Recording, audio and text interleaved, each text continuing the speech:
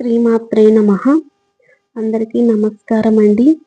ఈరోజు నేను వీడియోలో అమ్మవారితో నాకు కొన్ని అనుభవాలు ఉన్నాయండి.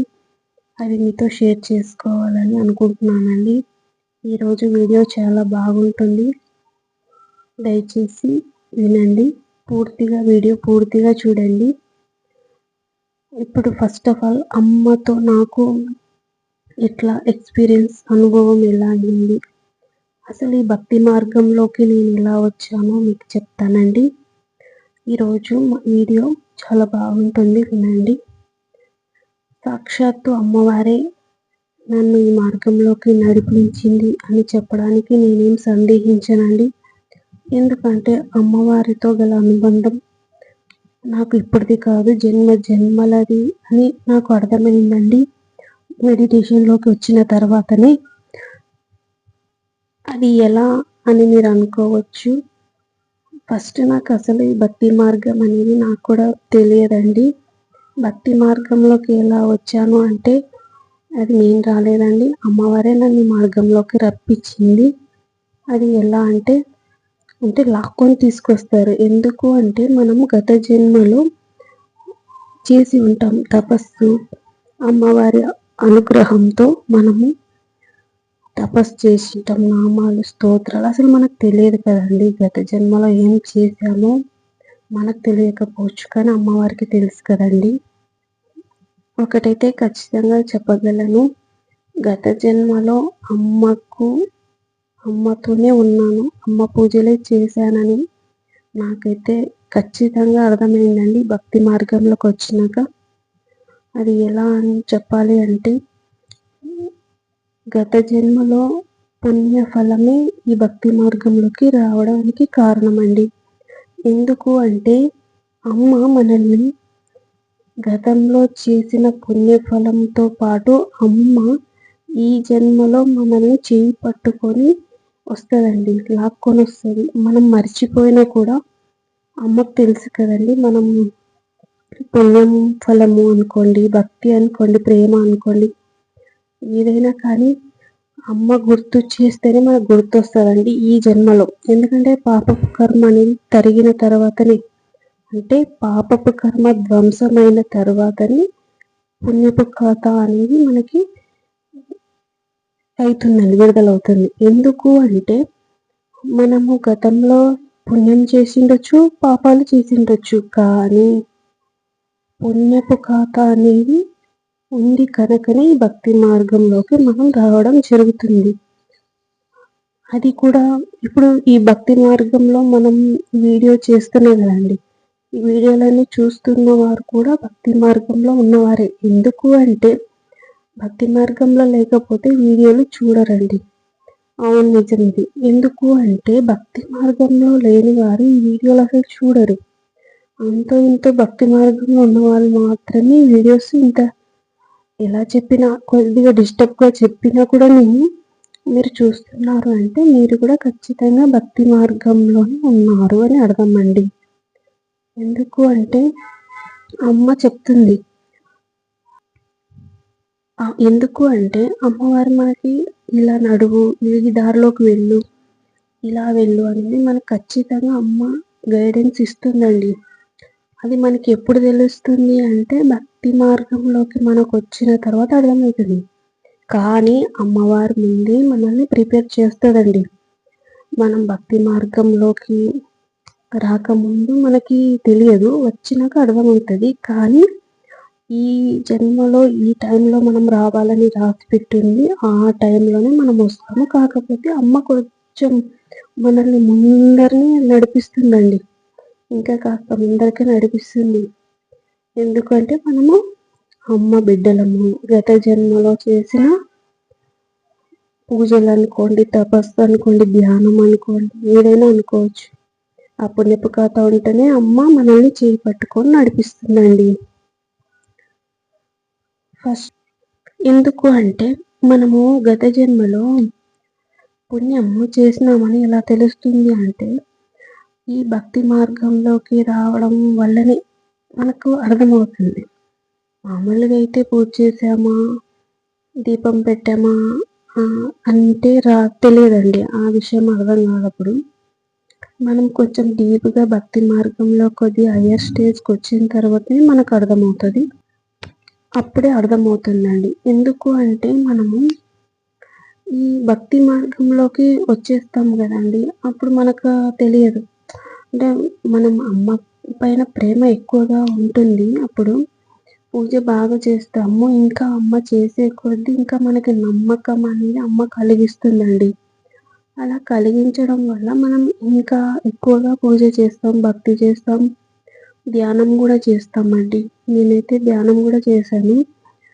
ఫస్ట్ అమ్మనే ఎక్కువ కొలిచేదాన్ని చిన్నప్పటి నుంచి. ఇప్పుడు అమ్మని పూజలు చేస్తూ, లలిత సహస్రనామాలు చదువుతూ ఇలా చేస్తూ ఉన్నాను గదండీ!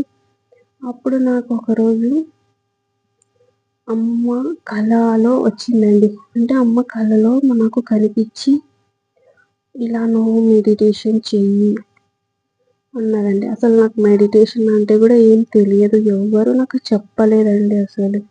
మెడిటేషన్ అంటే గూడా ఏం తెలియదు.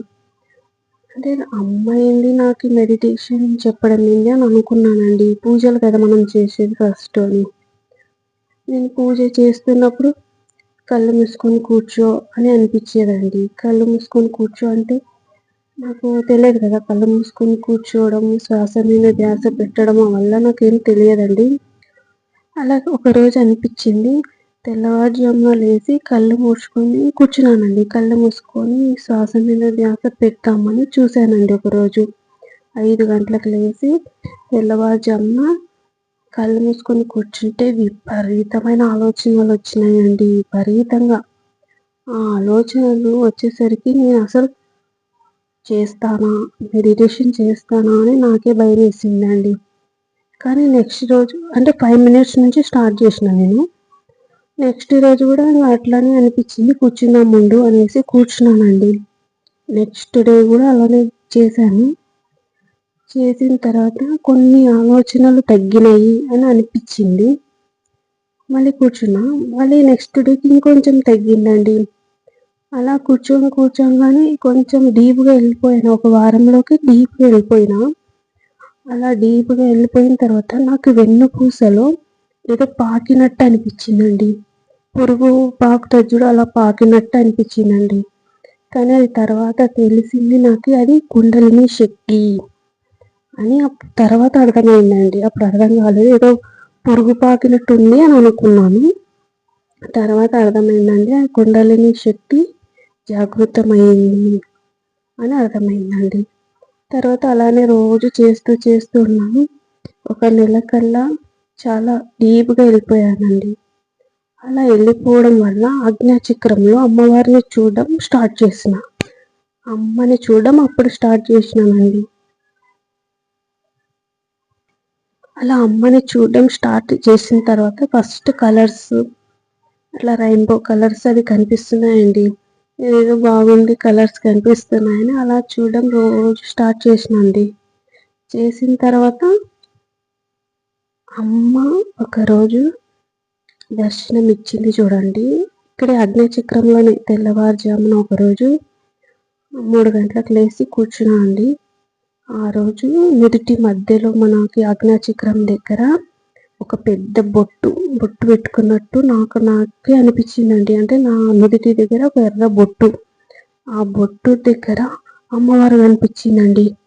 అమ్మవారు నేను అమ్మవారి ఎదురుగా నేను ధ్యానం చేస్తున్నట్టు నాకు కనిపిచ్చిందండి. అది ఒక్క క్షణం గూడా కాదు. ఒక సెకండ్ అండి. ఒక్క సెకండ్‌లో మాయమైపోయింది మళ్ళీ. నేను సడెన్‌గా ఇంకా మెలుకువొచ్చేసి కళ్ళు తెరిచేశాను. అసలు ఆ రూపం చూడాలండి. ఆ రోజు కాదు, ఆ వారమంతా నాకి ఎంత అంటే నాలో నేనే లేకుండా ఉండడం. అంటే ఇప్పుడు మనస్సు అనేది ఇంకా ఏ ఆలోచన లేదు. ఆ రూపమే నాకు కనిపిస్తుంది. నన్ను నేను చూసుకున్నా కదా! అప్పుడు తెలియదు గదండీ!